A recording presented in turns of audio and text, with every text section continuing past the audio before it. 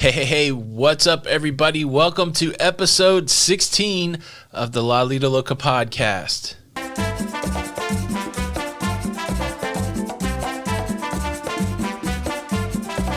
Welcome to today's episode. It's an interview episode. I sit down with my buddy and cruise expert, Don Terris.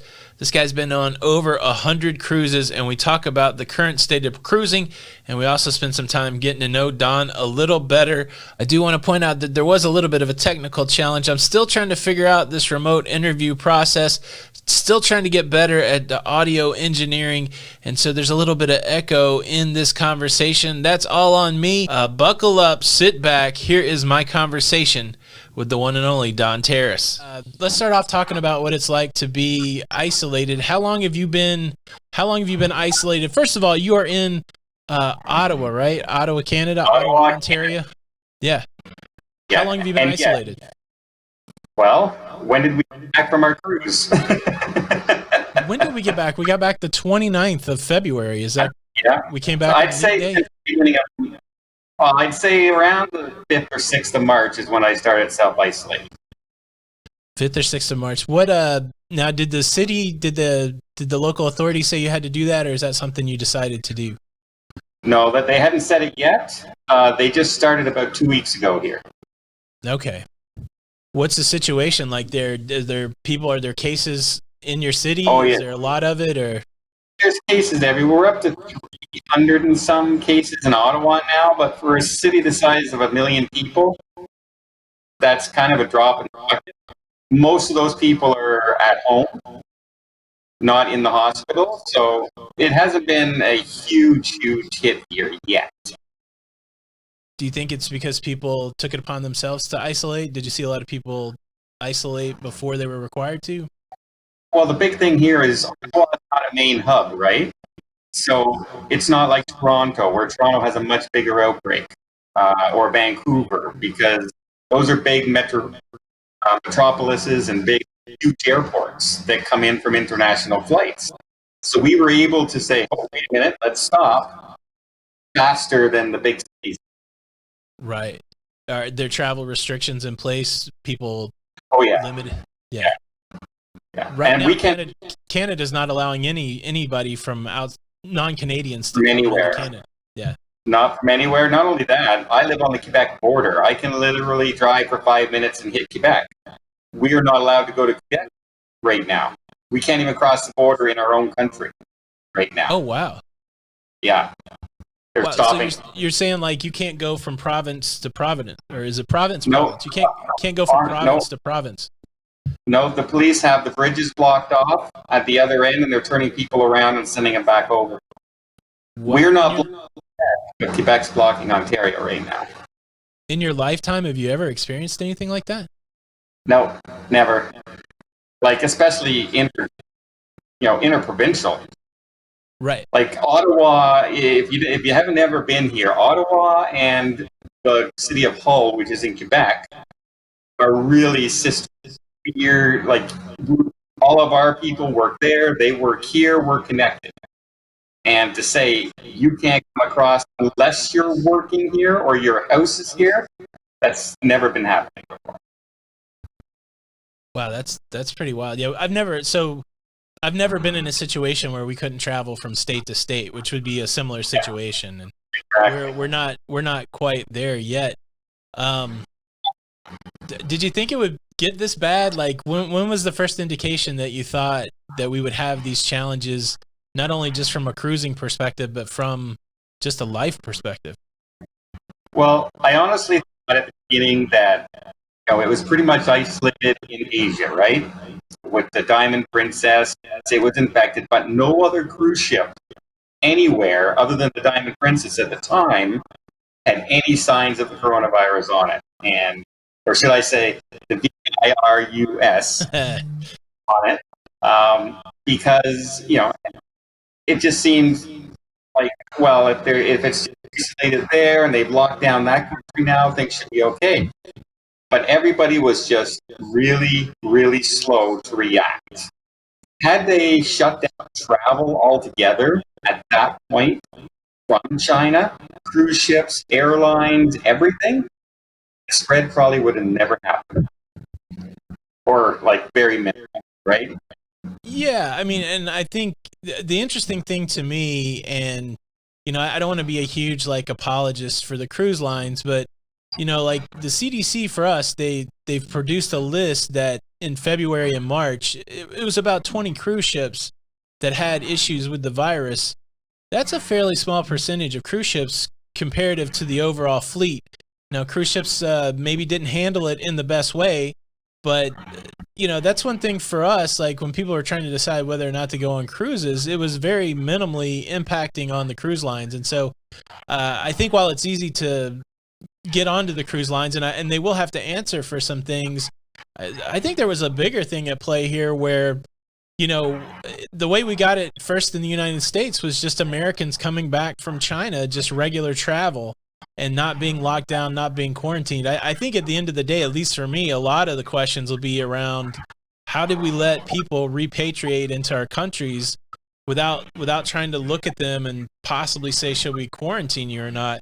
We did see it with a lot of cruise ships, but I would say even more than cruise ships, they're just people that like regular citizens coming back to the country that just came back without anybody asking a question through an airport or something like that. I think that was one of the things that really at least helped the spread here in the U.S. is there was no stopping anybody coming back home. They were Americans. They had the right to come home, but they didn't get stopped too much when they came back into the country.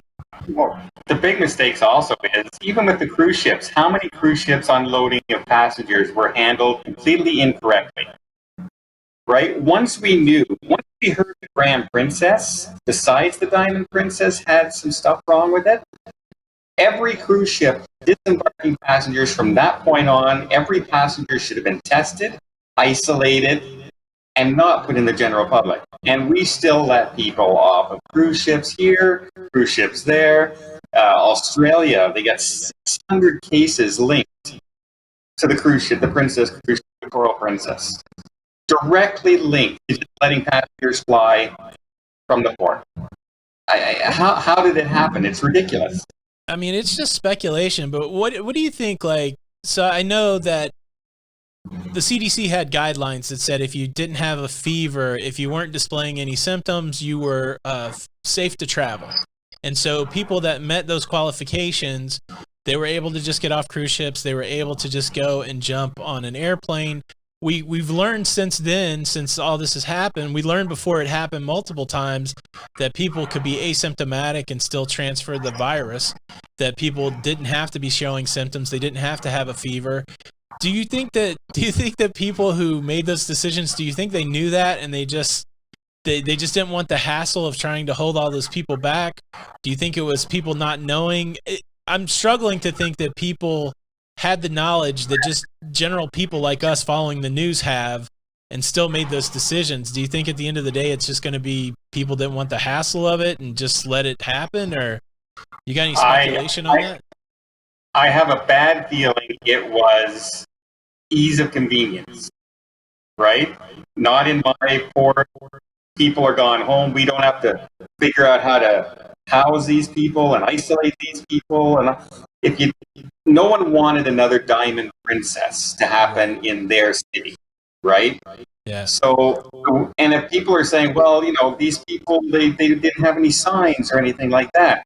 Remember, the entire infection and everything on the Diamond Princess happened from one cruise passenger who left a week before that ship sailed. And so it happened 7 days after somebody had already left the ship, and they had over 500 people infected. Yeah. And that goes to show I would assume that, of course, the one person had it that left, but I would say that virus had to be there in a crew member, in somebody that was still on that ship, laying dormant, waiting to show itself. And yeah, I don't know. Like I talked about it a little bit today. There's still 6,000 people on cruise ships out there. And these are people that jumped on cruise ships in March after all this has been going on. And I know that we cruised in late February. And at the time that we cruised in late February, there were only 34 cases in the United States. and 21 of those people were people that were on the Diamond Princess. And so I felt pretty comfortable at the end of February going to the Caribbean. In reality, there are probably tons of people that had the virus that weren't yet showing symptoms. But I tell you what, just a week later, when governments are starting to say don't go cruising, stuff like that, there's still people jumping on cruise ships. And that was the point I made today. At the end of the day, the blame game is going to get played. And we've seen it as we make these YouTube videos and people in our comments, oh, if you're stuck on a cruise ship and you jumped on it in March, that's your fault. Or it was the cruise lines. They should have never let you cruise, or the government should have not let you go. I don't know where the blame is going to lie, but it could be a combination of all those.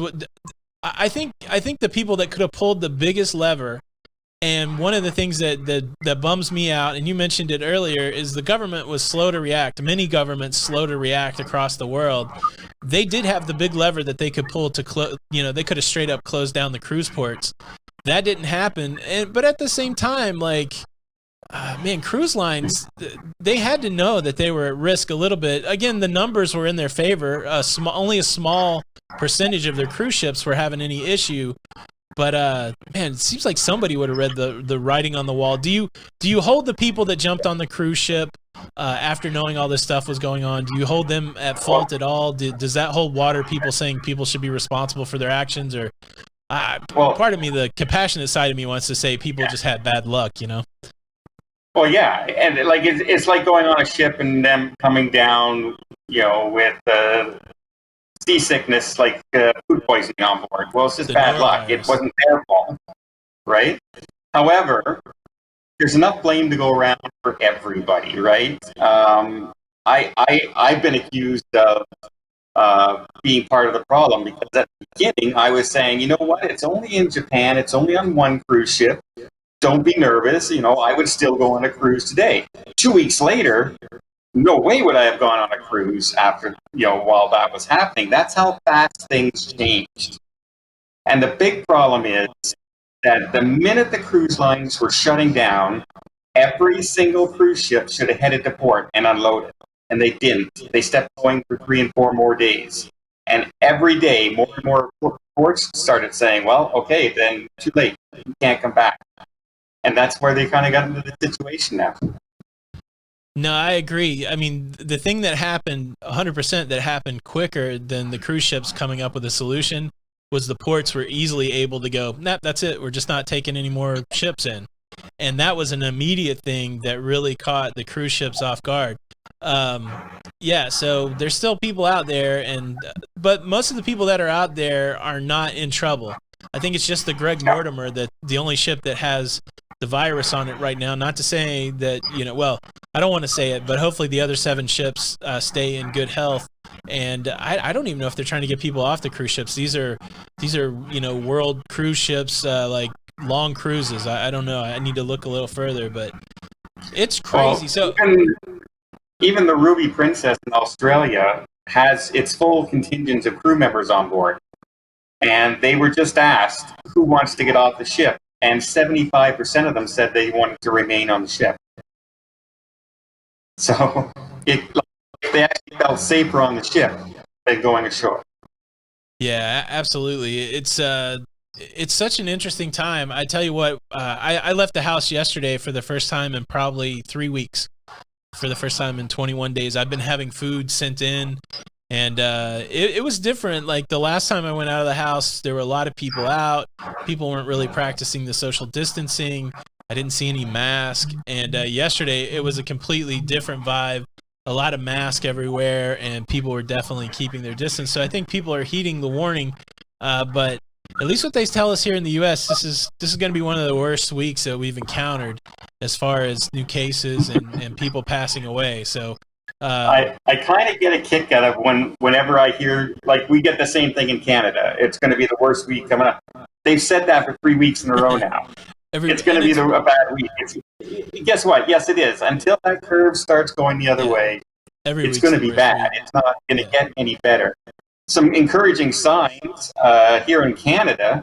We've started an entire country doing the plasma from people who have recovered from the virus and are getting ready to introduce it into people who are already like currently contaminated. Yeah. And they're thinking this is the first step in actually coming close to getting the vaccine that everyone's hoping for. And it's the entire country, universities, government, places. Everybody's working on the exact same thing. And so they're expecting human trials within a couple weeks. That's super cool. I've heard about it here. They call it like the super serum, right? Taking the blood of the healthy person and making it, and it's a little more of a challenging process than mass producing a vaccine, but at least it's something, especially people that are the most critically ill. We had a family member that had to go onto a ventilator, and it was touch and go for a few days. Super scary. I would have loved to known that there would have been an opportunity for something like the super serum or something like that to help him through it. So, are you impacted? Do you know anybody that has it? Anything like that? I know people who know people. Right now, it hasn't affected anybody that I know personally right now. Yeah. Which is good. But everything that way, right? However, everyone's been impacted, right? Myself, my surgery's been postponed, right? Because they don't want to bring people into the hospitals right now. And so a lot of things are on hold because of people would ask me and say, would you still go in for your surgery right now, even though it's like on your lungs and stuff like that? I go, well, yeah, because I know what is inside of me is not good either. So I would take my chance, right? But see, here in Ottawa, we have, I think in the hospitals, it's a total of 38 cases actually in hospitals. But they've shut down all operations. Right. Unless it's an emergency. So we have all of our hospitals doing basically nothing. Just waiting to see if something happens. Well, they're waiting to see if we get a peak all of a sudden, right? Where all of a sudden we start getting those 300, 400, 500 a day kind of thing. So that's maybe in a couple of weeks when we don't get that big rise, then they'll start to open up the hospitals and that again. Yeah, and I do want to talk more about what's going on with the virus, but you do bring up a good point, and a major part of your story when it comes to cruising, when it comes to YouTube, is the challenge that you've had with cancer. And so first, before we get to the details of that, a lot of people have reached out. They knew that we were going to have this conversation today, and a lot of people just want to know how you're doing. How's your health? It's got to be a little scary when they postpone your surgery that just a few months ago they told you was super important to get done. So what's the latest on your health? How you feeling, and how you feeling about your health in general? Overall, I'm pretty good. I'm like everyone though, stuck at home right now. When you get bored, you do silly things like eat too much and snack too much, and I was going to do right now a lot of YouTubers and bloggers out there doing their morning routines stuck at home. Well, I have a video on my morning routine where it's just me. The alarm goes off and I reach over and I hit the alarm, turn it off, and go back to bed. That's my morning routine right now because there's no. As a person who sells travel, you and Jenny are travel agents as well. There's just nothing to do, right? So I've been eating very, very poorly. I will say that. Now I've smartened up in the last week. I've stopped, but I'm feeling really well, really good. I don't feel slowed down at all. You can't tell anything by looking at me, and so I don't have. I always look at this thing as just. It's just something I'm living with, and I'll get through it, and it'll be gone. So it's been a long road. This will be my 6th surgery, and a lot of me is all twisted and everything inside, and half of it's missing. But I'm still here, and I'm feeling pretty good. So everyone out there is worried about me. Don't worry that way. I feel pretty good. Well, I'm glad to hear that. I'm glad to hear that you're doing well. And the doctors, obviously, I don't think they would be postponing your surgery unless they felt like they could do that in a responsible way, right? Yeah, and they are still looking at whether or not they should do it. because it is cancer, right? It is something that needs to be looked at one way or the other. I'm thinking they pretty much are feeling it's going to be a delay of about a month before they start operating again. Okay. So for me, to wait 1 month or 2 months, it's not going to be the end of the road, hopefully. So because all my tests before going for my surgery all were clear everywhere else. So every other test I've passed. Good. Well, I'm glad you're giving us a good report, Don. A lot of people love and care about you and wanted to know how you're doing. So I think that's good. And I do think that is a nice segue into, a lot of people have the question, okay, this Don Terris, how did he become a cruiser? How did he become a cruise tuber? I've coined that term, cruise tuber. That's what I'm calling us all these days. But here's the thing, like, I know you've done how many cruises? 100 and how many at this point? Our last one was 106. 106 cruises. I know you haven't been a travel agent and a YouTuber through all 106 cruises. So how did you get started into cruising? What's your cruising journey? And then we'll talk a little more about YouTube. But how did you get started with the love of cruising? Cruising was instilled by my parents. They liked to travel. And when they were doing a little better off in the better times, when I was growing up, they were the ones who introduced me to cruising. And I've been on very small cruise ships, like the original Love Boat's sister ship. Not the Love Boat, but her sister ship. So back when you could, if you took a quick jog, you'd be done. You'd be past the cruise ship. So very small cruise ships. One pool and very small cabins. And I fell in love with that right away. And I also loved the show The Love Boat, which was all about cruising in a way. It was kind of like a little, soap opera on the high seas, if you will. But it made me want to go and live that life and travel the world and see different countries and meet new peoples and experience things. And it took a little while, but by the time I hit my 30s, I started to just go every chance I get. That was my hobby. That was my money.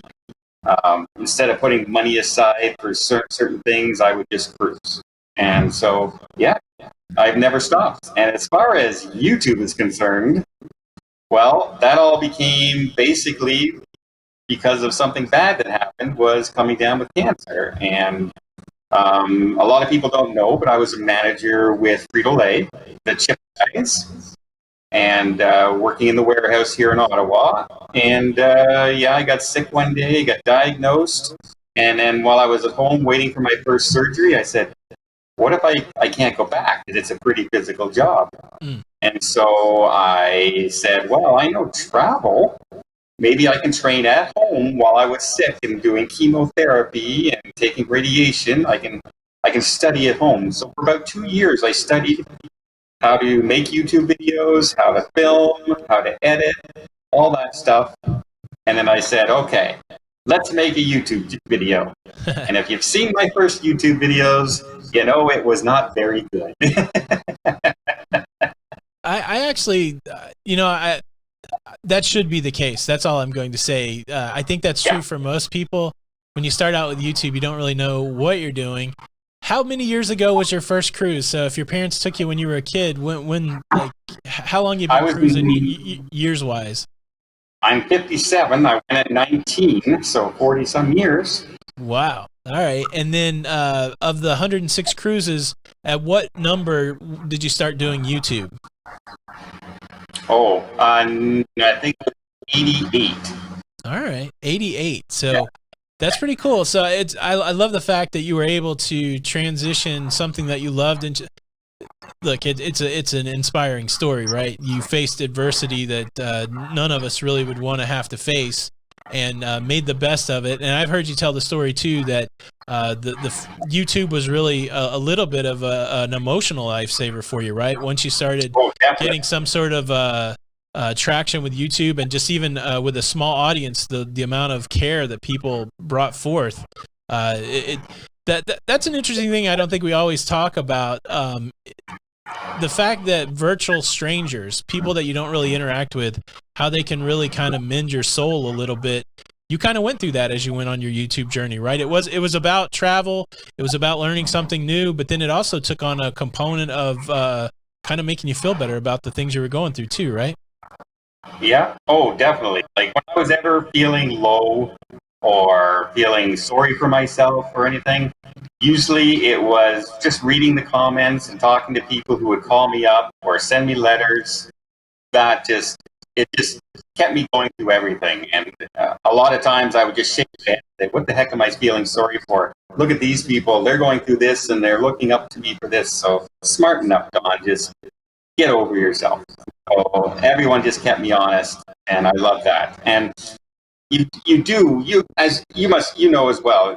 There are people out there you consider friends, even if you've never met them. Yeah. In person, right? It's amazing. All right, Don. What do you got? You got something from a viewer? I do. One of my favorite Disney characters. I was called Donald Duck all growing up. But how cool is this? How thoughtful is that somebody, I even like the expression.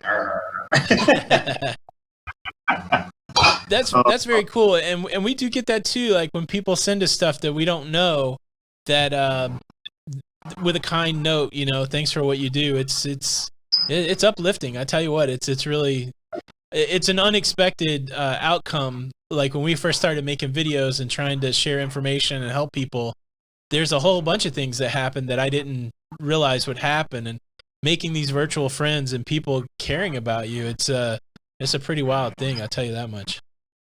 Yeah. So I got a question for you now, Tony. Sure. As you're growing, you're approaching 50K, right? Subscribers now? Yeah. Right? So are you noticing it's harder to answer people on the comments now because of how many people are commenting? And I feel so guilty all the time. Yeah, it's in the beginning, this is kind of my process, and I still try to do this. When I publish a video, I still try to take the first hour and answer comments, as many as I can. And so I try to publish videos at a time where I can answer comments. In the beginning, I would answer every comment, and I felt very satisfied doing that because, you know, I really did feel like I was building connections with people. It's hard now. I mean, 100% it's a challenge because, you know, it's wonderful that we're able. I've said this before. I'm not ashamed about it. I think that writers write because they want to be read. I think that musicians make music because they want to be heard.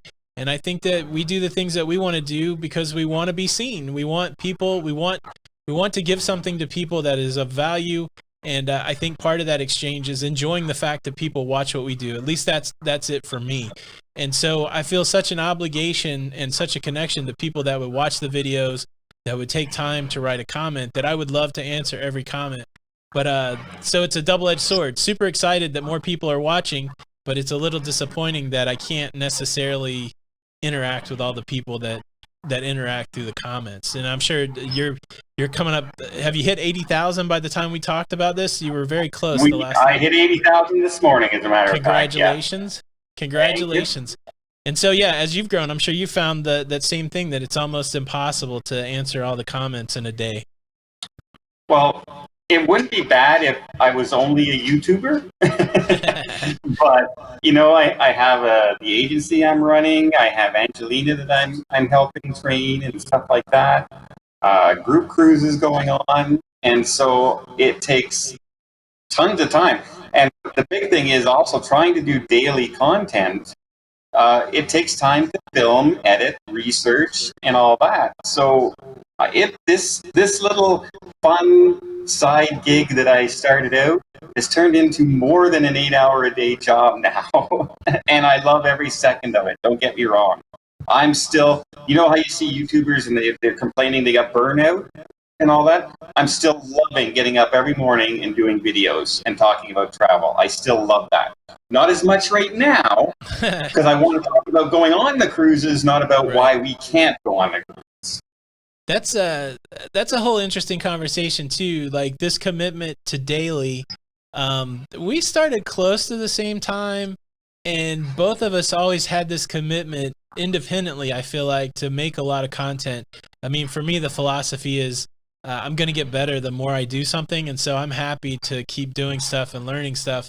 And I tell you what, being daily is a little bit of a challenge, because every day, and I don't know how far ahead that you make stuff, but every day it's a constant process of like, okay, what's interesting?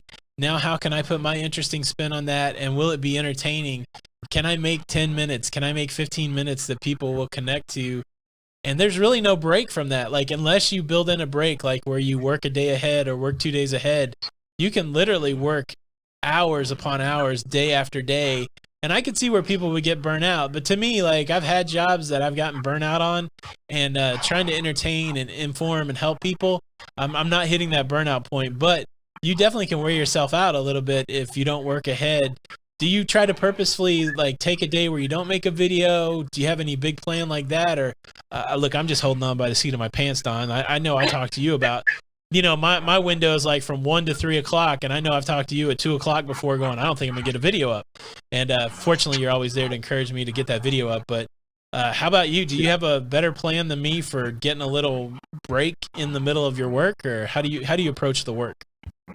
Well, I always try and have 2 or 3 videos, what I call in the bank, that are done, edited, and waiting to be released.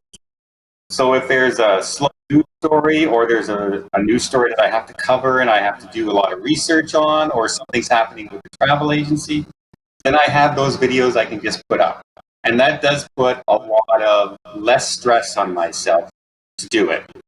And the good thing about doing videos every day, like you were saying, is you get better and better at being able to do the little things like editing faster, or doing 1 take or 2 takes to talk for 10 minutes instead of 19 takes to talk for 10 minutes.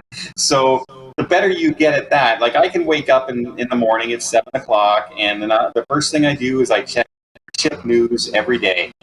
And if there's something, oh, look at this is happening, I better cover that today. I'll read it, I'll research it and everything, and then I set up myself, and I get ready, and I do the video, and then when I'm answering my emails and everything, my video is being heard or it's being edited, and if worst case scenario, I'm not ready by the time I want to upload, I have one in the bank. So I always try and have at least 1 or 2 in there sitting there. It must be nice to have that level of flexibility. Man, I got to get on a program. Every time I do, and the funny thing for me is like whenever I make extra, I just want to put it out. I'm just always so excited just to put it out. Yeah. And I don't know if there was a while there you were putting out 2, sometimes 3 videos, and I go, Tony, slow down, Tony. You're gonna burn yourself out. Especially in the isolation, it's fairly possible to do more. I just came off of being sick for a couple weeks. Like I think it's more like allergies here. We just moved to Florida, and I didn't have these problems in North Carolina, but something about the crazy Florida pollen, it kind of knocked me out for a couple weeks. So I just did my best to put up 1 video a day, but I'm starting to feel strong again. Maybe I'll get back to 2 or 3 videos a day. We've had a lot of interesting behind the scenes conversation about whether the robots that run YouTube like to see multiple videos in a day, and I'm still on the fence about it. But sometimes the experimentation annoys me too, because sometimes you push the robots and they don't give you anything back. So I don't know, man. It's fun. I do love and you're like the same thing. I love the analytical side of YouTube. I love the trying to figure it out.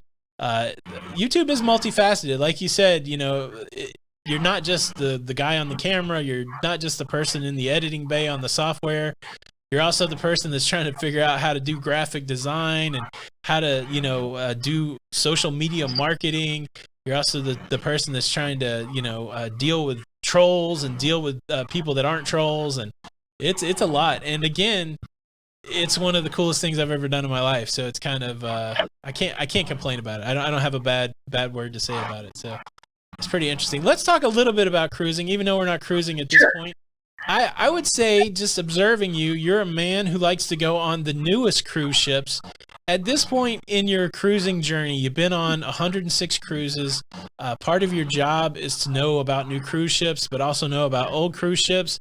What's the thing that still gets you excited about cruising? Is cruising work to you at this point, or is it still fascinating? What do you love about cruising, and when all this is over, how are you going to pick your next cruise ship to go on if you don't have one scheduled already? All right. Well, I do have 2 cruises scheduled near the end of the year still. The other ones have been canceled right now, unless you count my Alaska group cruise, but that's probably going to be canceled. Yet to be canceled. What's Princess doing? All right, we'll talk about that later. I know. But one of the big reasons about going on the new ships is because people are always curious about new ships, right? So I like to bring that content to everybody and do a quick review at the beginning when the ship first launches, and then I like to do a review about 8-9 months down the road of the same ship and see if it's changed, if it's gotten better, if they fixed some things. So, because every ship when you launch has issues, no matter what cruise line it is, no matter how great they try and make it, everyone has something wrong. Nothing's going to be perfect. But I still like, for me, it's a lot about the comfort. When I pick a cruise for just myself, I'm going to go on a cruise because I want to go on a cruise. It's going to be a clean ship with good food and good entertainment. And that's all I really care about. I don't need bells and whistles. I don't need anything else. I just need those little things, and I'm happy. Yeah, I think we share that love of cruise ship entertainment. What I don't think we've ever talked about this. What's your favorite? Like, do you like a big Broadway show, or do you like the water shows on the Oasis class? What do you ever pick a ship just for entertainment, or? Not normally. It has to be a combination, but I definitely like the big Broadway shows. I like seeing multiple singers, multiple dancers. The bigger the cast, sometimes the better even. And when they're good, it just makes the whole experience of cruising seem so much more enjoyable. I just went on the Sky Princess, and they introduced brand new shows, never before seen on any princess ship. And it was amazing. And the first thing I thought of when I was doing my review of the ship was, wow, those shows were really good. So, I mean, sometimes the entertainment can make or break your cruise, just like good food or bad food can definitely make or break your cruise. No, I agree. Maybe that's why we connect so well on some of this stuff, because those are really my priorities. I want good entertainment, good food. I'm a little bit of a casino guy, but good entertainment, good food. What's the best show you've ever seen at sea? Does one pop up come to mind in recent history that you like the best? Royal Caribbean's Broadway shows like Mamma Mia and Grease are definitely top notch. I really enjoy on Princess Cruises the new shows they have, but I also enjoyed The Secret Silk, which is a Jim Henson inspired story. And it was, it has the marionettes and the puppets, and it was I like the ones that are like from start to finish. Those really stand out to me. Nice. So what 2 cruises do you still have planned for this year? What cruise ships? Are they new ships? No, I'm on the Oasis of the Seas, the original Oasis class. Doing that for Halloween this year. Wanted to see Perfect okay now that it's pretty much completed, and see how it's going to be. It's going to be almost untouched by the time I get there. And then my nephews and I are on, I believe it's the Allure of the Seas, 2 weeks after that. They've never been on, well, Mark has been on one cruise, and Paul's never been on a cruise. So I said, well, let's go on one of the big ships. So that way Paul gets to experience a cruise and Mark gets to see the difference from the cruise he's been on. And so we're going to try everything. We're going to do the surf simulators. We're going to do go-karts. You name it, we're going to do it. So we're looking forward to that, as long as it goes forward. Yeah, the Oasis, that's the only Oasis class ship I've been on, is the Oasis of the Seas. Of course, it's been refurbished since the last time I was on it. So yeah, I would like to go see that. Of course, I think they still have Cats as their Broadway musical. I enjoyed it. It was really good. The thing about that ship, and of course you know it about Oasis class ships, they hire entertainers for all those different shows. A lot of times you'll go on a cruise ship and they'll have one entertainment staff that does all of the shows. Well, on those Oasis class, like that Broadway show has their own Broadway cast, and they don't do much else. Like, you may see them in the jazz lounge, but it's not the same people that are doing the other stage shows. And of course, they've got like the water show and the ice skating show, and those are all different performers than those shows. So to me, what I really enjoyed about Royal Caribbean, at least on those large ships, is that they have a commitment to putting good entertainment on there. So yeah, I'm jealous of that. I'm jealous of that Oasis trip. Well, Was there any? I'll tell you one thing. They're not my favorite cruise line, but they're good for what they do. And the MSC Divina that we went on, that Broadway staff on board, the entertainers there, they performed a Broadway show 7 nights in a row. Yeah. I've never seen that before on a cruise line. It's wild. On the first night, we kind of were scratching our heads, like, how's this week of entertainment going to be? Just for their commitment and their tenacity, and they had some really talented people on there. I thought it was pretty amazing how much they performed throughout the week. And I don't know that this is true. You've had more experience on MSC than I have. I've only had the 2 experiences, but it does seem that maybe they pull their entertainment staff more from Europe, where some of the other lines, I would say they have some more U.S. based or North American performers. And so I think that's an interesting thing about what you find when you're listening to the music and stuff on MSC. Even the performers have more of a European feel to them, even like when they're singing English and stuff like that. And so I think that was one thing that stood out to us, but man, at the same time, they did a great job. I came away from the Divina. The thing that was sad about the Divina, and I was going to talk to you about this, I don't know if you saw those new guidelines that Genting put out yesterday about what they're going to be doing. And one of the things they proposed was possibly allowing less people in public venues like the main theater. They would have enjoyed the social distancing on the Divina. That was one of the only cruises I've ever been on where there was hardly anybody in the theater. But while we're talking about it, what did you think of some of those new guidelines? The thing that's interesting to me is that cruise ships are going to have to adjust going forward, and Genting came out with these new health guidelines. First of all, do you think that these guidelines indicate that China might be getting ready to cruise again? I speculated that. I don't know how soon. And then what did you think about some of those guidelines? Well, I don't think Genting or Asia is going to cruise again until they open their theaters. And they tried opening their theaters for 3 days and they closed them back up. So, however, Wuhan, where this all started, has finally opened its borders and people can go from province to province now in China. So that's a good sign, hopefully, that they're on their down curve now. So let's hope that goes forward. I do think Asia is probably one of the first ones to start, but a lot of people are saying, oh, so when they said they're going to start cruising on May 13th or whenever they do, so all the ships are just going to start sailing. And I honestly think you're going to see like 1 or 2 cruise ships from each cruise line. You're not going to see a mass of cruise ships sailing all at once. It's going to take a little bit of time. Now, as far as the new guidelines, the number one guideline that I liked was no touching the food buffet. I knew you were smiling. I saw your smile. I knew you did. The end of the self-service buffet. Yes. Yeah. Put 13 people behind that counter for all I care. Just start serving it at every one. And yeah, that would save a lot of my rants. But we love those rants, Don. What are you talking about?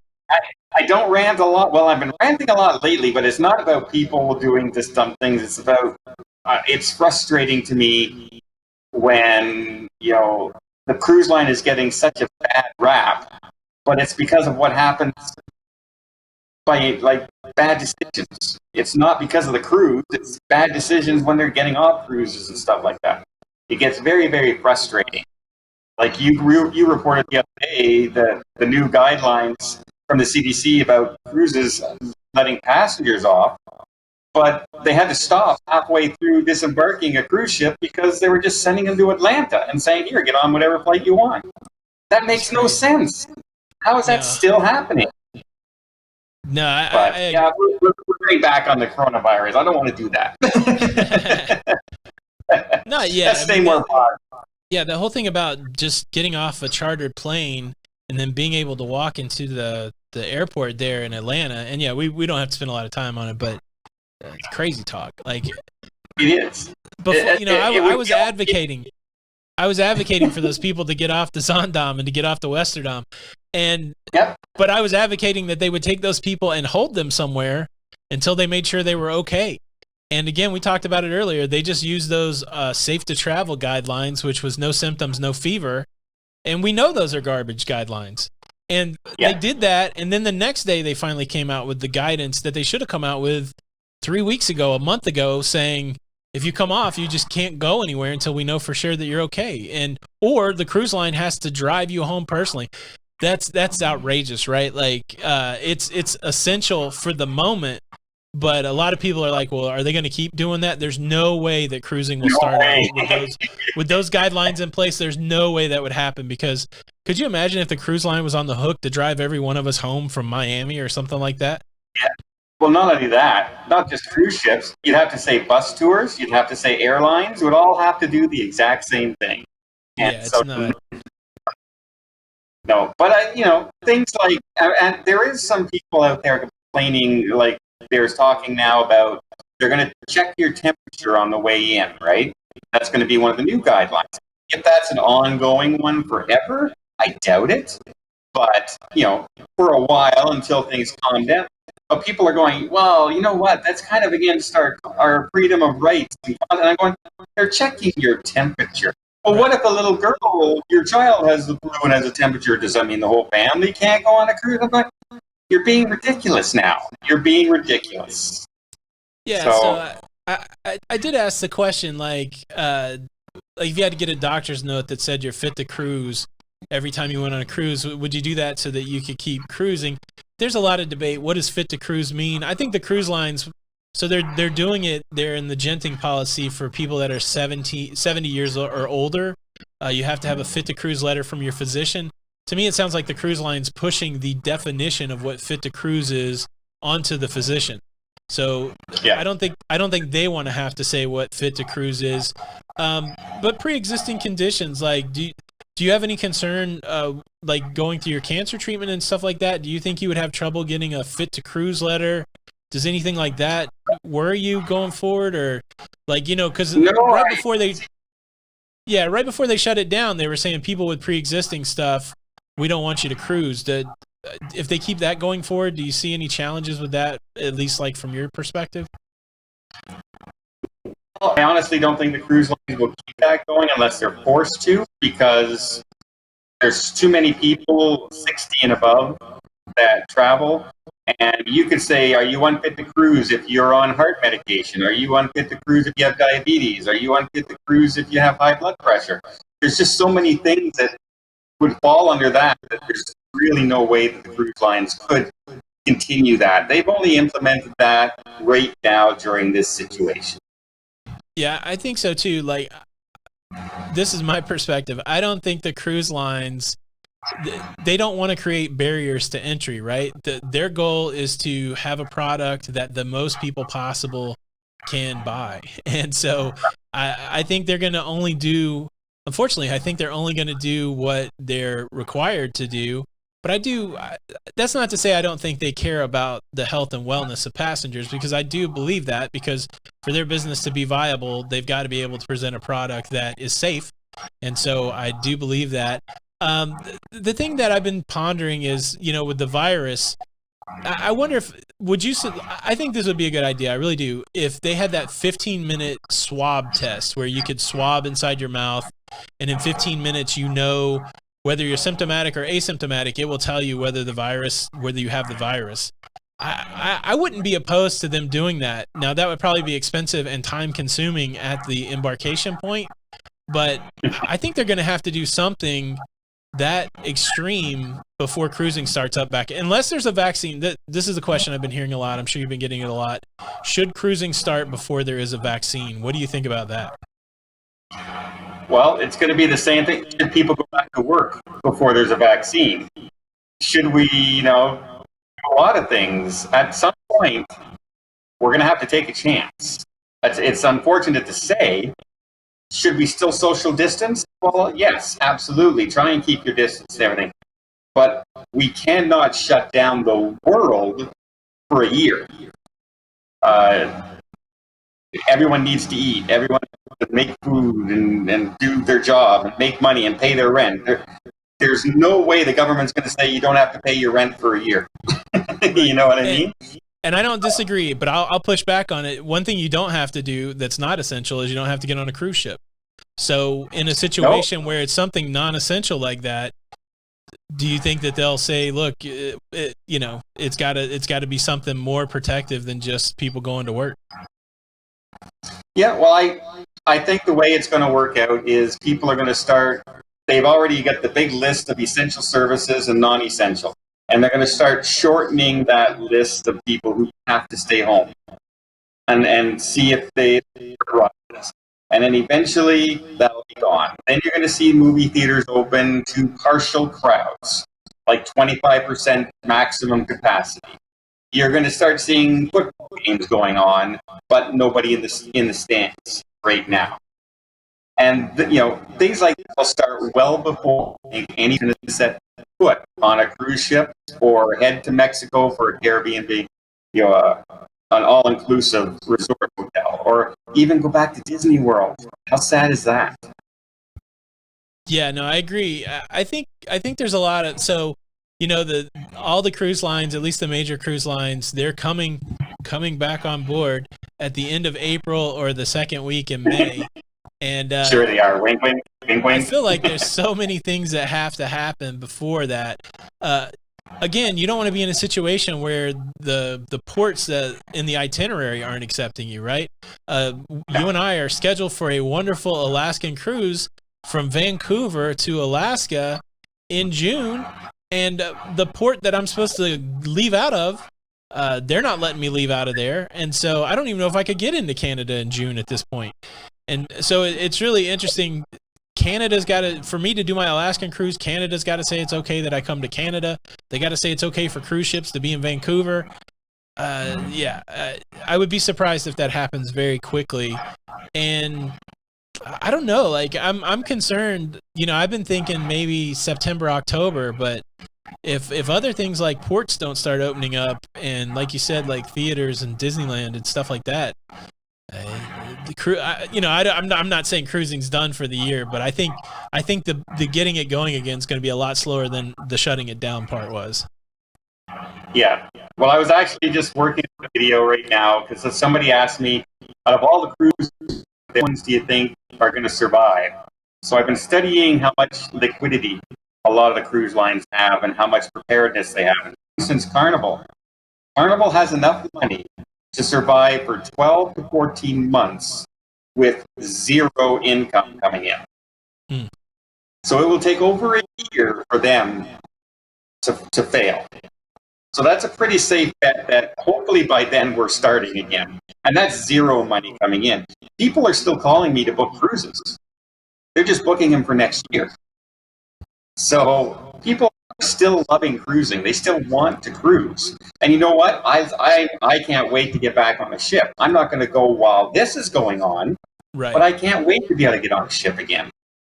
Yeah, I'm the same way. Like I want to cruise, but I want it to be good. I want everything to be okay, right? I'm not about to daredevil it. Like I see people that are like, okay, they say it's going to start up on the 11th of May. I have a cruise set for the 12th. I'm ready to go. I don't know that I would be ready to go. That's just me being honest. I don't want to dishearten anybody, but it's an unknown, right? And for good or bad, people can say, look, you shouldn't let the unknown scare you. You shouldn't alter your life for the unknown. And I believe that. But at the same time, there is some wisdom does exist for a reason, right? So you have to temper just that gung-ho attitude with some sort of wisdom, right? Because I just wouldn't have got on a cruise ship mid-March. I just wouldn't have done it. And, I feel really bad for the people that are stuck on cruise ships. But it's like, I don't know. We came that close. I tell you, I was afraid, like, I wasn't worried when we got on our cruise in February. But in the middle of that cruise, when we heard that the Meraviglia had gotten turned away from, what was it, Grand Turk maybe? Or Grand Cayman. It might have been Grand Two different ports. Yeah, two different ports. When we started hearing that, because somebody had flu-like symptoms, I was like, wow, we might be on a cruise ship at the wrong time. And that cruise ship is on the list of 20 ships that the CDC said that if you were on that cruise ship, you may have possibly gotten exposed to COVID-19. So for us, if we'd have picked a different MSC ship, we could have been right in the middle of it. Yeah. And and if you remember, I don't know if I remember telling you this or not. The last night of the cruise, the second last night, the temperature dropped while we were at sea, and so I was sleeping with the air conditioning on full because it was hot the night when I went to bed. And I was like, it's freezing. The next day, I had a sore throat and the sniffles. And the first thought in my head is, are they going to allow me to get off the ship and go to a plane? Yeah.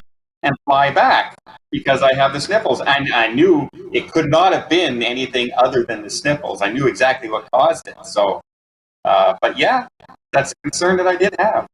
It's an interesting time. So if you were speculating, when do you think that North American cruising will happen again? Well, and you said maybe one or two ships from each line, but do you think that's a June, or do you think that's one or two ships like in Unfortunately, September? no. Yeah. I think it's going to be after hurricane season, and I think it's going to be late October, early November. And you think they'll start with just a small few ships? Yeah. Well, every ship, once they start putting them into warm or cold storage, every ship is going to take about 3 weeks just to start up again. Right. So by the time they get the all clear and get ports on board and itineraries changed, I'm thinking October, November if we're lucky. They may start off with 2 or 3 ships from each cruise line and see what happens. So will you be ready to cruise on that? Are you a first go round person? Like if the first cruise, say if November, the first week in November are the first cruises, are you down in Miami the first week in November? Or are you down in Miami the first week in December? Well, I'll tell you, I have been contacted by a few cruise lines saying, when all this is over, would you like to come on a cruise and show that cruising's back? Not like a review, just saying, hey, look, we can go cruising again. Yeah. And so I have those offers out there, but I don't think I will be one of the first people on the ship. I want to see 2 weeks after the cruise comes back if anything's happened. Yeah, no, I agree. I'm excited to go cruising, and we're in a precarious situation. Like it's got to be obvious to people out there. You've mentioned it already. You make money as a travel agent. That is your livelihood, and part of your livelihood is making videos on YouTube about cruising. Now, fortunately, YouTube hasn't shut down, and we can still read the news and we can talk about things in the cruising world, but that's changed. Because companies are closing down. YouTube isn't selling as much advertising as they are previously. So across the platform, it's not the same kind of job as it was before the outbreak. And so a lot of cruises being canceled. Fortunately for us too, it's true, a lot of future cruises being booked. But so it's really hard. Like, I just want to be honest. You just want to be honest. And so we do sit here and say, I might not go back for the first 2 weeks.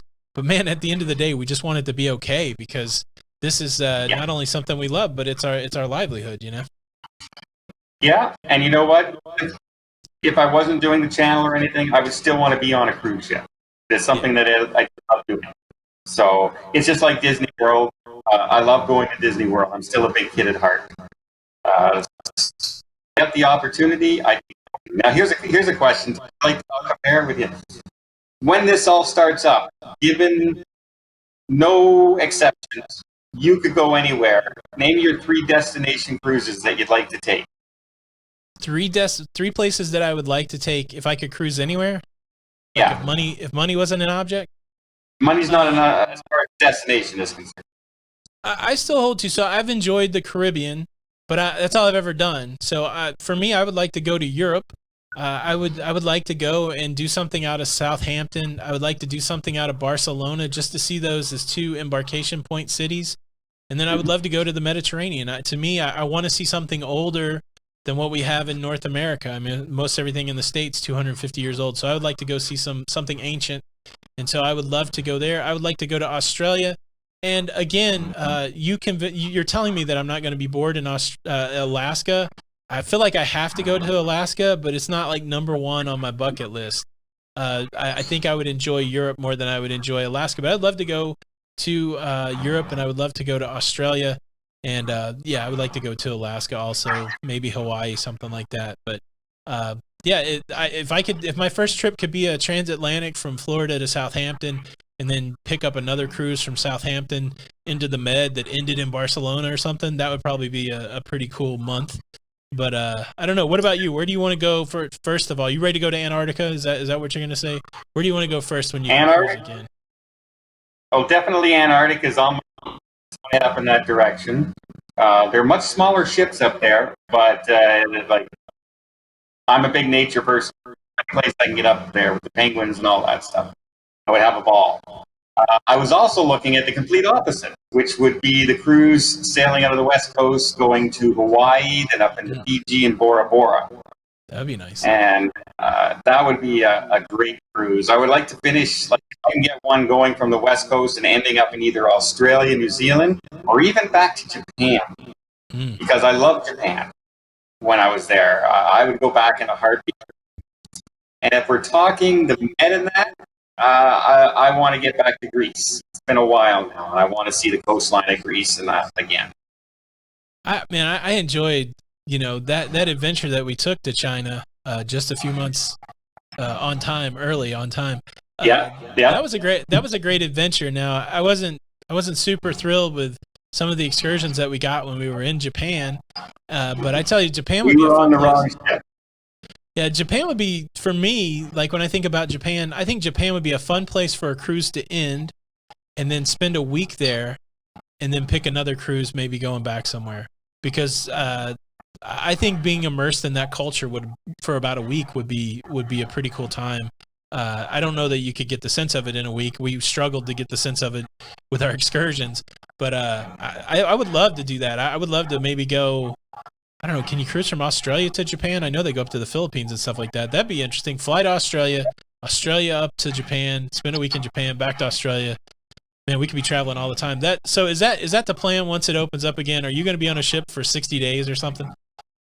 Well, I was looking at a 35-day cruise actually in April before all this started. And it would have left Los Angeles. It would have gone to Hawaii. It would have gone to Fiji and Bora Bora, and then back to Los Angeles. So that was definitely on my list. So I'm thinking, yeah, that might be next, actually. Nice. New cruise ships that were coming out this year, are new cruise ships that you still are looking forward to getting onto? Well, the ones that are being made, I was really looking forward to the Scarlet Lady, just because it looks different. But a lot of the things I've seen on the ship, it didn't look like it was kind of made for me. It looks more like it's flashed. You know what I mean? Yeah. And for a younger crowd, trying something different, and I appreciate that completely. Not every cruise ship has to be built for every single passenger, so it just didn't look like. It's still, to me, the cabins looked like it was for a college student in a dorm, almost. The couch bed thing. But that's just me. I kind of lost interest in it once I started seeing, the real pictures of it and the real videos coming out from there. Definitely looking to the next quantum class. We were on the Spectrum of the Seas, and now that class is North America. The and that's the next one coming out. Yeah, so I kind of looking forward to seeing that and see if they come up with new shows for the Odyssey like they did for the Spectrum, because we enjoyed the shows on that one as well. Plus, there were a lot of fun things to do. That had the best sportsplex I've ever seen on a cruise ship on the Spectrum of the Seas. To me, like I know that Royal is not your favorite cruise line, and we've seen other cruise lines do it, but Royal has really done a good job of thinking, how can we use one space for multiple uses? And man, what do we see? 20 different things in that sportsplex? I mean, from bumper cars to laser tag to basketball to badminton to fencing to ping pong. It it was amazing the amount of options. They really got a lot of use out of that space. And then, you know, the Silk Road was really the premier show that we saw on that ship. And that room was used as a theater and a dining space and a meeting space. And I really hope that more cruise lines do that with their space. Because, you know, think about it, like some of these traditional lines, the theater is empty for the whole day. And that's a pretty big space on the cruise ship not to be used. And yeah, I hope more places start to use their space like that. Yeah, a lot of the more traditional cruise ships use the theater during the day now for seminars and stuff like that, like lectures, right? So Princess and Holland are big for that. We definitely saw it on the MSC because we were there on the themed cruise, right? They were doing seminars. Yeah. So the Odyssey, the Scarlet Lady, you were on Princess's new ship, right? Yep. I was on Princess. I was on the Sky. I was on the Encore with Norwegian. Yeah. Both ships are really beautiful. Kind of completely different cruise lines, if you know what I mean. One's more sophisticated, relaxed atmosphere. The other one's more of, hey, what can we do for you? What can we, you know, let's liven things up a bit on their cruise. So, but they're beautiful ships. Yeah, I want to go on the Sky Princess. So let me ask that question. I'll get it out of the way. What is your favorite cruise line? All right. Well, at this particular time of my life, I would have to say right now it's Princess. Celebrity's a very close second. But there's more ships with Princess than there are on Celebrity. More itinerary choices. But one of the things I do like about Princess designs is that they're usually very easy to get around their ships. You know, one ship, you know, you go on the Island Princess and you go on the Regal Princess. They're two different size ships, but you know how to get around the minute you walk on that ship. They're all very similar line. And you know, like 7, I can walk from one end to the other. I go up to the Lido deck, I can get from one end to the other. On some other cruise ships, you have to go from one floor up to the other and across and then back down. Remember on the Spectrum of the Seas, we booked cabins across from each other. On the same and we had to go up and down different floors to get to each other. We're on the same floor. And we're across from each other, literally there. And we had to go up and down floors, and I don't know how many times I went the wrong way. How many times I went the wrong way. So, yeah, Princess gives me what I want. And like I said, entertainment, good food, and a clean ship. And that's all that I really look for. And then I look for itineraries. So, what are you able to pinpoint a favorite ship at this point after all of your cruising? Right now, I'd have to say probably the Royal Princess is my favorite. But that can be skewed a little bit because I know a lot of people on the Royal now. I sailed her 3 times in 2019, even transatlantic. And so I know some of the staff on board and the entertainment director, and even the bartenders start recognizing me on some of the ships now. And I don't drink. That's a big accomplishment if the bartenders recognize you and you don't drink. What's your favorite port of call? Like if you could go to any destination tomorrow, what would be the spot that you go to? Just a single port of call. Oh, you know what? I enjoy the Alaskan ports. So I would go to Ketchikan and I would go Sitka and I would do all those ports. They are so breathtaking and they're not overly crowded. You know what I mean? Like it's not a big city you're arriving to. It's a small little town. And you kind of get that feeling from a town in Nova Scotia. So you get that feeling when you walk in. It feels like it's the country town, hometown. You're close to nature. If you step 100 yards outside that town, you could run into black bears and that. That's how much you're in nature. And so, yeah, that's kind of like right up my alley. I enjoy that stuff. Awesome. So, Don, I did put the word out that we were having this conversation today. To the locafam, to our lovely followers there at the Lido Loca cruising community, and they had some questions for you. Now, the one question that was repeated most frequently is Don saying fantastic or vantastic? Now, I know we cleared this up on a Lido Loca vlog, but I think it's worth going over again. Is the word fantastic or vantastic with a V? And what's the story? Well, the real word, of course, is fantastic, but I do say fantastic in my vlogs because of my neighbor who had a van back in the day when vans used to be the big thing. You used to have, the bed in the back, and you would have the shag carpet and all that stuff. And you would always have the big paintings on the side. Well, he had fantastic on the side. So I always used to say it. Now, I will say one thing. I'm pretty bad at saying some words, and part of it's from the French, trying to learn French as a young person, and my own just laziness in pronouncing words. So I used to always say Chicago all the time, and things like that. So yeah, I have my own dictionary sometimes. All right, I hope that clears it up for people. It's fantastic because of the neighbor with a van. Gosh, I remember I remember when vans used to be a big thing. The custom van. You don't see that anymore, right? You do not. But it's funny what catches on, right? Because people actually kind of like that I say fantastic. It's always a topic of conversation. And people are bugging me all the time to make a T-shirt saying "Have a fantastic day." you should do it. People would know. We had a little bit of conversation before. There's certain things that kind of trademark you or connect you with people. You saying fantastic, one of those things. I would say your theme music is one of those things. Every time I hear that tune, where did that tune come from? Our tune came from the free YouTube library. Because that's exactly, at the time, yeah. That's where I got mine.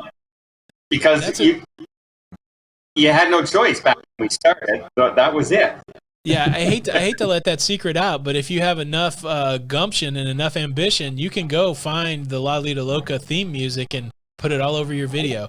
I saw a video one day where I heard that song and I was like, hey, where did that come from? How did they get it? And then I was like, oh, it's in the free library. Of course, I'm not the only one that's going to have it, so it's pretty interesting. Well, my nephew the other day mentioned that his kids watched this young kid who does toy reviews, what I use, and so he thinks, why is my 4-year-old watching Don's cruising videos? And he's not. He's watching toy reviews. That's pretty funny. But I don't know if I ever told you this. I was in line in Fort Lauderdale, and I was doing one of the gator attractions there. And I'm standing in line, and there's about 30 of us waiting to get on one of the boats. And all of a sudden, I hear my theme music, and somebody is playing my opening of my video on their phone, pointing at me to their friends. That's pretty awesome. So somebody had recognized you and they were pointing you out. What's the weirdest place you've ever been recognized? Now, I've been on cruise ships with you. I know you get recognized on the cruise ships all the time. Do you get recognized out in the wild at all beyond the cruise ships? I do, and it is amazing to me because let me just picture the last time that I got recognized. I was with my sister in one of the local shopping malls here at Christmas time. We were going shopping for Christmas. So I had a toque on, a winter coat, gloves, and a scarf. And when I'm walking through the mall, somebody ran up to me and asked me, "Am I Don? Am I Don from YouTube?" I said, I can understand on a cruise ship because that's kind of the element. But I definitely don't understand in the middle of a mall. Or even walking on a beach in Fort Lauderdale. Who would expect me to be walking on a beach and to be recognized? It's crazy. It is. It's pretty wild. I mean, yeah, just on the cruise ship, of course, people come up and I think you've spoken about this before, and it's worth saying I'm the same way. You like it when people come up and speak to you. You would never discourage people from doing that. Nope. If anyone ever is, how do I word this? It's my honor that people would recognize me and want to talk to me on a cruise ship. So if anyone ever wants to say hi or talk about anything and they see me, never feel shy about running up and saying hi, ever, no matter what I'm doing. Yeah, we feel the same way, 100%. So back to the questions that people submitted over at Lido Loca. What do you think cruising will be like when it starts up again? How drastically different do you think it will be based on what we've just gone through? I think there's going to be a lot of initial guidelines in place. They're going to force you to wash your hands going into the buffet as opposed to suggesting it. Things like that. There's going to be a lot more scrutiny when people are getting on their cruise ships, and hopefully every cruise ship has the guys in the buffet handing out the food now with tongs so other people aren't reaching in and you're not getting it yourself. I am all for that. But I think that once things start sailing again and the scare goes away, I think cruising is pretty much going to go back to normal. Yeah, they've had these kind of things before, right? When norovirus was beginning, there's been cruise ships with Legionnaire's disease. I do feel like there's going to be important but reactionary policies that happen until everything kind of gets stable around the world. And then, I think cruising will go back to the way it was. Will it freak you out if people wear face masks? When we were in Asia, there's a lot of people wearing face masks. That's been some of the guidance in North America now. Do you think that'll ever become part of our everyday life? And then I know some of these new cruise policies are to have the crew wear face masks. Would that freak you out, or would it bother you at all? It wouldn't freak me out. I don't think it'd be very good for business as far as, hey guys, look, we have to wear masks so you don't get sick just in case. That's not a good sign on your vacation, right? And that can go anywhere. Restaurants start doing that to the servers. When you go to McDonald's, are they going to do that?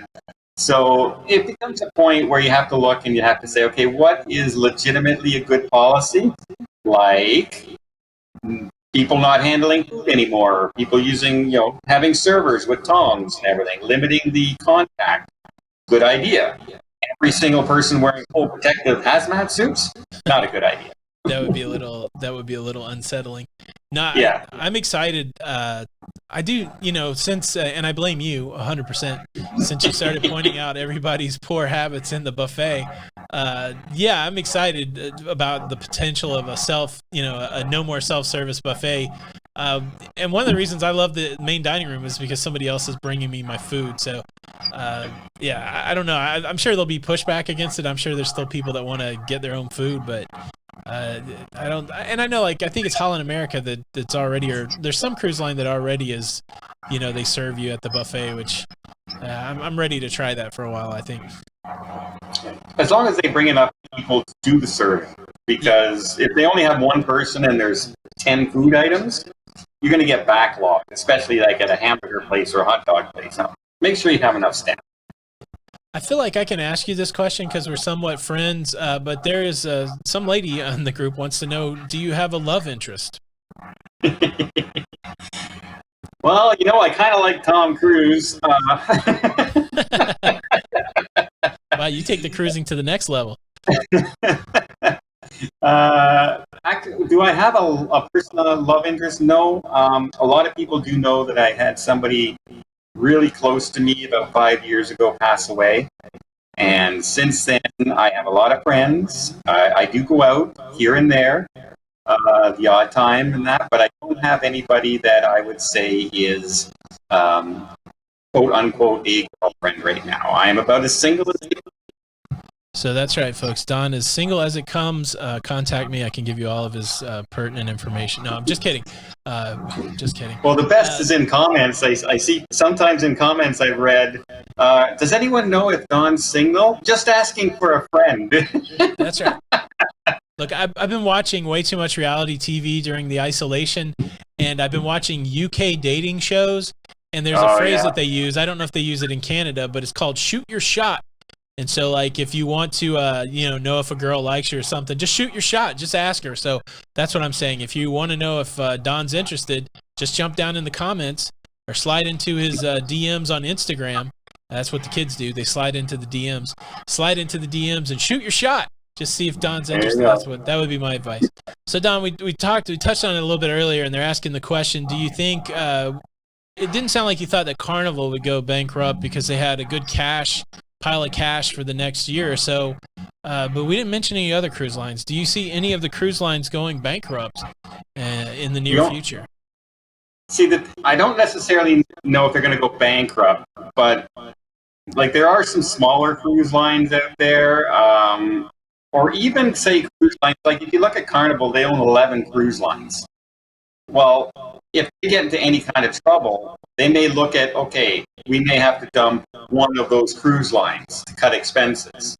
So I would think the smaller cruise lines that are associated with the big cruise lines would be the ones, or ones that don't go into the stock market, ones that are like family owned or something like that, that rely on money coming in all the time to keep going.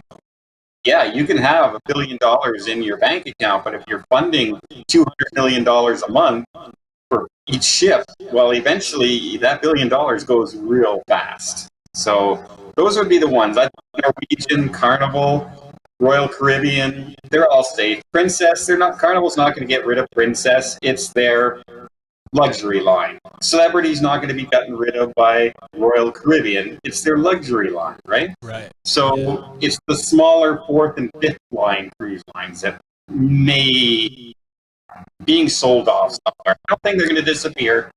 Sold off, maybe. Yeah, for me, like I feel like it's a 6-month story, right? I kind of feel like everybody's holding on for 6 months, but if this thing extends beyond 6 months, it could be challenging for some of these cruise lines. The interesting thing for me, and who knows if this is even worth talking about, but a lot of people made a big deal about the cruise lines not being included in the U.S. stimulus package, and I say rightfully so. Now, I think about it in two ways. The cruise lines generate a lot of jobs. They generate a lot of income in the United States. The port cities make a lot of money because of the cruise industry. Again, a lot of jobs. But I do think there is something to this objection that since they do what they can to not be American companies by not incorporating in the United States, by flagging their ships other places, I completely understand with the people that are saying, look, these aren't necessarily American companies. I don't think they should be a part of the stimulus package. All that stuff is a fine conversation. The thing that I thought was ironically funny to me is the amount of people that got uptight when Carnival got money from the Saudi Wealth Fund. So you had a whole bunch of people that were like, no, the U.S. shouldn't help them because they're not U.S. companies. And then the same people were going, can you believe they got money from Saudi Arabia? It's like, yeah, what do you think they're going to do? Like, if we're not going to help them, then why wouldn't they get that money? It's kind of ironic. There are some like newspaper writers out there and news writers that I watch every once in a while, and some of them are they never write a good article about a cruise line. They never write a good. They only rag on the cruise ships and the cruise lines. Anything that they come up with, they will make it negative. Period. Right? You on your channel just in comments, right? With myself, you could say you just cured cancer for the world, and somebody would go dislike. So but you cannot complain one way. Yes, the minute most of the people freaking out about getting a stimulus package to the cruise lines are those people who are saying that cruise lines are ruining the environment and they're they have poor slaves on their cruise ship and they're working them to the bone. And if you ever actually go out and talk to some of these people and not just listen to rumor, most of them are really thankful to have those jobs. They make sometimes 3 times what they would make in their own country, and they're supporting 14 people back home. And I'm talking directly from somebody I know. He actually makes enough to support himself and 14 people at home from his waiter job on a cruise ship. And so if you ask them, they're not poor, stricken people. They're thankful to have those jobs. Now, the stimulus package that I was saying for people was you don't give them money to the cruise lines. They weren't asking for money. They were asking for a loan, which makes a completely different thing. It was like when we bailed out Dodge and Ford during their hard times. They paid all that money back. And so that's what they were offering the cruise ships. That's what I think should be offered to the cruise ships. A loan, pay back. Yeah, I agree. That's kind of what's baked into that stimulus package is low interest loans. I would allow the cruise ships to apply for it because I do believe that they're a good bet to me, like when people ask, do I think the cruise lines are going to go under? The cruise lines are a good bet, right? They've proven time and time again they can make money. So I think they're going to do what they can to stay afloat. And again, it really depends on how long the economy is shut down, how long cruising doesn't happen. The longer we go down that line, the more concerned I would be. But right now, if it's only the next 60 days, 90 days, I think they're going to be able to come back to business. But again, if it's a year, there's going to be a lot of hard questions, I think, at that point. If it turns out to be a year, I bet you the governments do step in and give them some kind of economic backing, because there's just too many jobs that would disappear if the cruise lines fail. Just too many. 125,000 travel agents in the United States alone. In one port city, by the shutdown, all the food vendors who supply the cruise ships lost $10 million in the first week of shutdown. Wow. So there's just too much money, too many jobs, and quite frankly, too many people who would want to go. That's like saying Disney World won't reopen again, we're just going to close it. People would be upset. Yeah, I don't. Yeah, it's going to be interesting to watch for sure. Here's an interesting question that a viewer submitted. If you could meet anybody, I guess let's do it in two ways. If you could meet anybody currently alive, who would you like to hang out with? And then if you could meet anybody from history, who would you like to meet? Because I'm a big movie buff, I think the person alive right now, I'd love to run into Tom Cruise. I like all of his movies. I think he's right around my age, and he does all his own stunts, and he keeps getting bigger and bigger and braver in the stuff he does. And so I always admired that. And yes, and he also has the weird side of him, right, as well, with Scientology and all that stuff. It would be such a great conversation to have, somebody like that. Plus, I'm such a movie buff. Just his knowledge about movies and stunts and stuff like that would be amazing. As far as somebody from the past, if we're not talking family members then, because of course my mother or father would be right on the top list. My ex-girlfriend, definitely up there. But let's go with, I would go with, believe it or not, Napoleon. I studied Napoleon all through school, as far as his rise, his fall, and politics, how he came to rise from mediocrity, and how he brought France to be a world power at the time. And it took 4 countries to take him down. He was such a strategic person at the time. And I would. But he's just a little guy too. So like me, I guess I like the small people in history, Tom Cruise and them, and anyone under 6 foot tall. That's pretty interesting. You're not a small guy. I would think that like short people would gravitate to smaller people, but no, that's Tom. That's twice you mentioned Tom Cruise. Are you excited for the new Top Gun? I guess it got delayed though, right? Top Gun is delayed, and the new Mission Impossible is delayed. Kind of disappointed by that, but yeah, no, I would. The days of the movie stars are almost gone, if you know what I mean. Like, there's no Arnold Schwarzenegger coming out anymore. There's no, there's no technicals. It's just people jumping from one place to another, and not really. Like, the closest thing right now, I guess, would be The Rock. Yeah. Right. And that's what I was thinking. The Rock, Vin Diesel, maybe some of those Fast and Furious guys that make it into a few movies. But if you think about it, Vin Diesel has basically been successful in Fast and Furious and nothing else. Right. Yeah. Right? The Rock more so, I would say, for blockbuster type stuff, yeah. Yeah. But I say Tom Cruise is probably going to be one of our last living movie stars. And there's no sign that he's stopping either. I mean, the guy keeps getting it done. That's pretty amazing. I mean, the guy did a musical. I never really could sing, and he studied for a year and trained his voice to do a musical.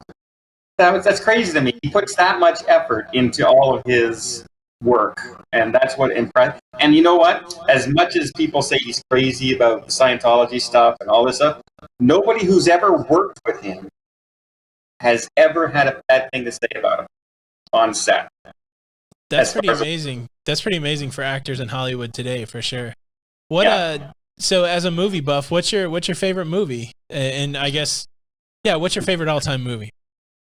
Still up there is Star Wars, the original. The new movies make me, because they keep thinking bigger is better, and bigger is not necessarily better. Make characters, a good story, and that's what you do. You don't have to bring in anything else. And now it's all about what can they sell.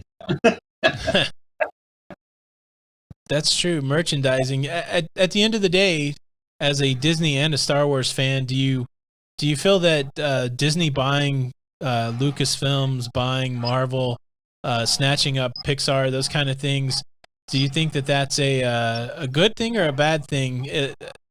We got some more Star Wars movies from it, but like you said, those movies are questionable. Yeah, well, you can't argue with Marvel's success. Through the roof. Their theme parks are getting better all the time with the things they're putting in them. Pixar is still putting out great quality. I just saw Onward.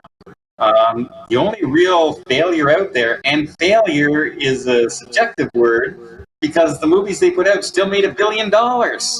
Yeah. Now, most people hate them. Like, the average person is either, well, it was okay, but I wish it would have been this, right? Can you imagine that they brought really good movies? How much they would have made? That's the interesting thing about fandom, and maybe it's maybe you can see it a little bit in the cruising industry. The cruise lines, they do a great job of building brand loyalty to the point where it doesn't really matter what they do. People will keep coming back for more. I think maybe that's what you see. Everybody's got to see the next Star Wars, good, bad, or indifferent. You got to see it. And I think that's baked in. That just kind of reminded me, what do you think about cruise line loyalty programs? Do you think it's worth the money that you spend to climb that perk ladder? Or do you think that maybe that people need to be a little more... What I see, this is what I see. This is where the question's coming from. I feel like some people give up their ability to be consumers and to talk with their dollars because they buy into these loyalty programs that I don't always see as beneficial. Where do you stand on loyalty programs? What do you think could make them better, or do you think they're fine the way they are? Well, if you're an idiot like me and cruise too much, you become highest level loyalty in multiple cruise lines. So you you don't have to worry about that. But I do see, as far as I'm concerned, the loyalty programs are a good perk, but they're not a reason to only cruise with that cruise line. Personally, I would think you should find the cruise line you like before settling in on one.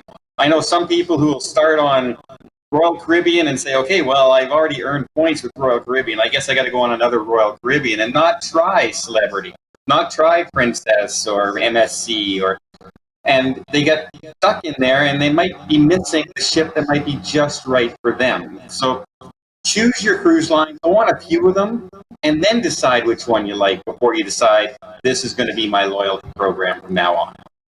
No, I agree. I've seen that time and time again where people have only been on one line and they don't want to switch because they're worried about that loyalty. I think you're right. The one thing I wish that the loyalty programs would do, I wish they would transcend from the parent company down to the smaller lines. So, like, it'd be cool. Like, I would be more apt to cruise the Carnival family if I knew that if I cruise Carnival and if I cruise Princess and if I cruised, the other lines that they own, that I could get points that way, or, because I really enjoyed Celebrity, but sometimes I want a Royal, but it'd be cool if I could get, I would stay with those two lines if I could get the loyalty that way. I think they've got some room for improvement that way. They do. And you know what? The perks really aren't all that. Like, for Princess, I can do my laundry for free on the ship. I get priority boarding, and my minibar is set up for free. Those are the basic ones that I do. And it's only the first setting, by the way. It's not for the entire cruise. So you can't hit the minibar hard. They're not just going to keep giving you alcohol while you're doing it. But, I mean, it's a perk. It's fun. It's nice that it's there. But, I mean, it by no means is that the reason I chose that cruise, right? It's the ship and itinerary above all else. Yeah, no, 100%, 100%. Well, Don, I could talk to you forever, but we'll save it for another conversation. Let's take a moment. There are a lot of people out there, of course, apprehensive because of what's going on in the world today. What would you tell the person that says, "Oh, I'm afraid about cruising"? Let's just end it on a positive, is what I'm saying. Give us some positive love, Don. What's going to happen in the world? Make us feel better at the end of the day. No pressure. Well, no pressure, right? But eventually, guys, this is going to come to an end. I mean, SARS happened. Does anyone remember Ebola? Right? It just doesn't happen anymore. They're going to find answers. They're going to be able to fix this, and things will get back to normal. This is the first real outbreak of anything that we've had social media to this extent. And I think that's kind of a little bit of the why it's turned into such a big thing, is because people found out about it faster than we ever did before. And so, come to an end. So, name something else in the world right now that the entire world is focused on solving. And when everybody puts their money and their dollars towards it, things will get done. So we're going to be able to cruise again. And you know what? We'll be able to cruise even safer than we were before. And the cruise industry's safety record is pretty darn good. So I can't wait to get out there myself. Definitely, man. Thank you. That's definitely a positive message, and I agree with it 100%. Well, Don, I tell you what, it was great to just spend some one-on-one time talking about cruising with you. We've done it a lot on cruise ships, and it was really fun for me to do it in this format. First and foremost, thank you for being a friend. We've kind of been on this YouTube journey together for a while. Glad that we got to transcend just the virtual and be friends in real life, and so I certainly do appreciate that. I cannot recommend my friend Don to you guys enough. You can find him in a lot of ways. I'm glad we got to talk about movies. Don has a secondary channel, doesn't have anything to do with cruising, where he talks about his love for movies, and he does it with his nephews. It's like watching three best friends get together and kind of give each other and give each other a hard time about movies. That is called Critical Mass. That is on YouTube, so search for Critical Mass on YouTube. You could probably search Don's name, Don Terris. It would probably come up there. And then, of course, you got to watch the daily video on Don's family vacations. 80,000 subscribers, probably over 1,000 videos at this point. If you want to know what's going on in cruising daily, if you want a cruise expert's take on it, and I do consider you a cruise expert, Don, after 100 cruises, go to Don's family vacation, watch that video. And then this guy is a crackerjack travel agent. He can help you book your travel. All of his information below all of his videos. Don, just a huge thanks. I appreciate you spending the hour and having a conversation. It's always a pleasure. My pleasure, Tony.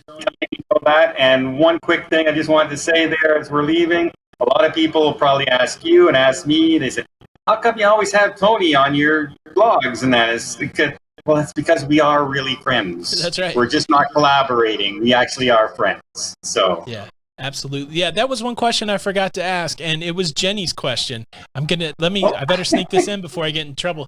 She said, what cruise are we all going to be on next February? That's Jenny's question. Next February? Well, I was thinking we were going to be on the Blvd for Alaska next year. Well, we've cruised every February together for the last 2 years. So this is true, but we got to do something other than MSC this time. Yeah, we'll have to choose a different cruise. Okay, so Jenny, so maybe if you hear this, let's do Greece. No, it's too early. Can't do Greece in February. We'll think of something. To be determined. Thank you, Don. I appreciate it. Anytime. Well, in reality, Don and I could have kept talking for a while. A really good friend to Jenny and I. So good to sit down and talk to Don. If you're not subscribed to Don over at Don's Family Vacation, please do that. There are links in the description and in the show notes. I hope you've enjoyed this episode of the podcast. Please leave a positive review, leave some stars where you can, and come back for the next episode. If you want to support the creative efforts here at Lido Loca, you can do it in a couple ways. First and foremost, my wife Jenny is a travel agent. She's booked thousands of cruises. If you need help with your travel, whether it's cruise or land-based travel, please reach out to Jenny at jbarnette. That's BARNETTE, jbarnette at cruiseshipcenters.com.